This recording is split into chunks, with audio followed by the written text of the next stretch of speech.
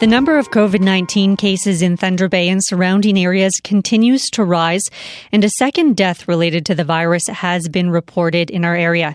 There are now over 80 active cases in the district, including one in the town of Marathon, and 15 associated with the Southbridge Roseview long-term care facility in the city.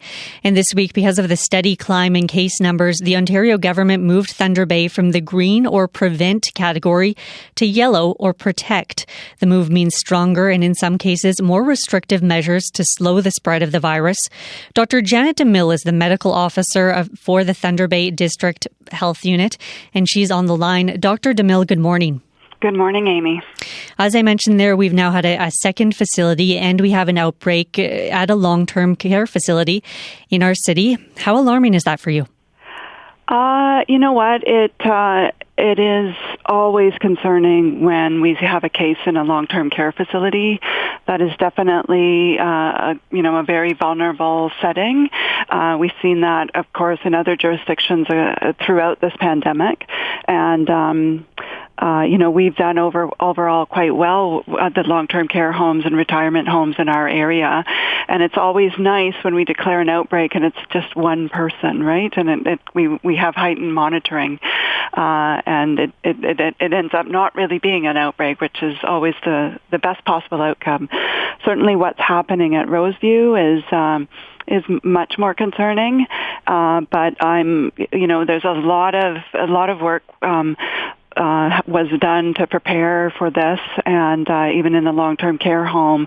And it's very clear that there's a lot of partners who are involved right now in supporting Roseview. You have also brought in stronger recommendations around travel, urging people to isolate for 14 days if they've been outside of the region. How critical is that at this point?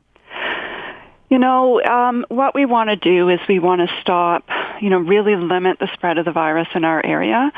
And when we see the case numbers go up in other jurisdictions, especially ones that are fairly close to us, like Manitoba, or, even the Toronto and Peel region, many of us, that's a common place that we might travel to, right, and return. And I think it's about, letting people know that if they go outside of our area, they could bring that virus back here, and if they're not taking the precautions, that can lead to spread of the virus here.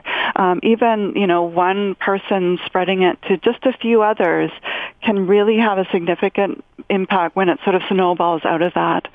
So the travel recommendations are really, asking people when they come back during that risk period, that 14 days after they return, to be really mindful, to stay at home, to stay away from other people, so that if they happen to have brought back COVID and they're incubating it, that they're much less likely to pass it on to others.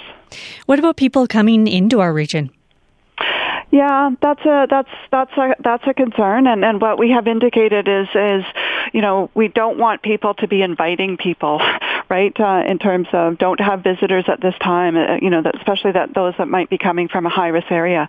Consider virtual connecting if you need to connect, and it's difficult though to manage individuals who just choose to come here on their own. Is there, at a district level, is there any way to stop people from traveling? Not really. Like we've, myself and my colleague at Northwestern Health Unit, we've been, this has come forward at the provincial level. I mean, certainly with Manitoba being so close, it was always, and what's happening there, that was very concerning. That concern has been registered for sure, and I think that they're aware of our proximity, obviously to Manitoba and the potential risk there. I'm not sure if there are any strengthened measures coming down with that. Most of the cases we've seen reported so far have been in the Thunder Bay area. Now we're seeing one in a smaller community in Marathon. How concerned are you by that? You know what? The district communities have done very well with this pandemic, and I think it's, the measures that they themselves have put in place, the assessment centers that are in these small communities so people can get tested, they've done well, and I think it maybe helps that they're a little bit more isolated themselves. So it is always concerning, of course, when there is a case in the community, and that's happened before, and it will likely happen again. We do the same measures. We do thorough case and contact management on any case in our area. I'm a bit concerned, of course, when you need to get people tested, that there's a delay in getting the test result back, which can have implications. But it is uncomfortable for sure. 3 outbreaks at the same time. What kind of strain is that putting on your resources? Yeah, it's not. So it's more. They've certainly been sequential. It seems like every Friday for the last 3 weeks we've identified one of these outbreaks, or in the case of Roseview, that it had spread past one person, right? And that does require a fairly significant response on our part. And it really depends on the nature of the outbreak and the number of people impacted, and whether they're all located in one spot or they're more broadly spread out. But, we have been preparing for this kind of surge. We've seen it happen in other health units, and we've been, preparing for how to handle that. We have additional nurses working on case and contact management. We have a stronger, higher numbers on our on-call team for evenings and weekends related work. And, this did, especially 3 in a row like this, did sort of stretch our resources, but we're now just sort of adjusting how we're doing things to make it more sustainable for us. But I have to say, and this is just an acknowledgement to my own staff, especially the first 2 outbreaks were brought under control very quickly in terms of reaching out to people who needed to isolate, and that essentially sort of starts to bring the outbreak under control, and very quickly through lots of work by lots of people really manage these, and what we're still seeing those outbreaks sort of evolve, but they're really settling right now. But it does take several weeks for it to fully settle and resolve. When you say things are settling, I mean, we're still seeing those case numbers rise daily in significant numbers. What do you want people to understand about that? So, I mean, it's the overlay of the 3 outbreaks, sort of one on top of the other, that's sort of causing that. And, we do often, very broad-based testing, and that sometimes picks up a lot of people, even people who don't have symptoms, but they have COVID-19, and then we do report that. Really, it's a reminder that we all play a role in this. If you're asked to isolate, if you're a high-risk contact and asked to isolate and directed to isolate, please do that. Please work with us so that we can protect you, protect the people that are immediately around you, and through that, protect the community. And certainly asking people, be very mindful of symptoms that you may have. We've seen cases of COVID-19 that have very mild symptoms. And what we want people to do, if you have any symptoms, stay at home. Because if you stay at home and you have COVID, you're not necessarily spreading it to a broader group of people and potentially causing an outbreak, right? And we also want people to get tested, because that's one way we know.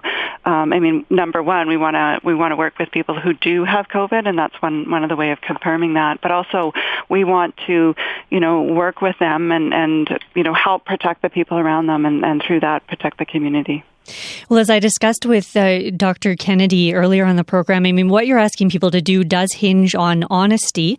Things like isolation, things like reporting symptoms, self-declaration. How concerned are you that people are following those guidelines and are being honest? Well,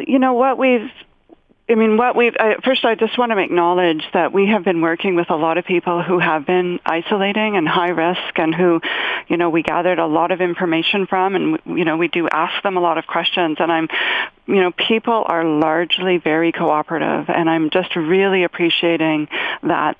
That makes a difference in what happens in our community when people are cooperating in that way. I actually think that some people just maybe they're not fully aware or that they understand, that even just one symptom could be COVID. Like, I think actually, we can easily be caught off guard by some people having very mild symptoms, and they'll say, oh, I didn't know. Oh my gosh, I don't know it. Didn't know I have COVID. And so I think sometimes people, it's not sort of dishonesty as opposed to sort of thinking, oh, this can't be COVID. But I would certainly, I think it's just important to really check yourself for symptoms, be very mindful, and just have a low threshold for staying home and getting tested if you have any, and just really encouraging that. If people don't do that, you put yourself at risk, you put your family at risk and those people that you are close to, and you're putting other places at risk, your workplace. If your kids go to school, that's putting that place at risk, and that has a much broader impact. So just wanting people to be aware of that. Mm-hmm. We move to the yellow category this week. Do you anticipate that we could be heading in the direction of orange? I'm really hoping not. But at the same time, it really depends on what's happening and what we're seeing in the case numbers. And, that framework is designed to put measures in place when, to control community spread when it's needed. And I do support that framework. But I know that there's consequences when we start putting on more and more restrictions on businesses, for example, and places. And that can be hard, and that has its own consequences. So I think it has to be done, thoughtfully. And I know that the government and the approach around this, it does consider a number of different measures and looking at whether we should move or not.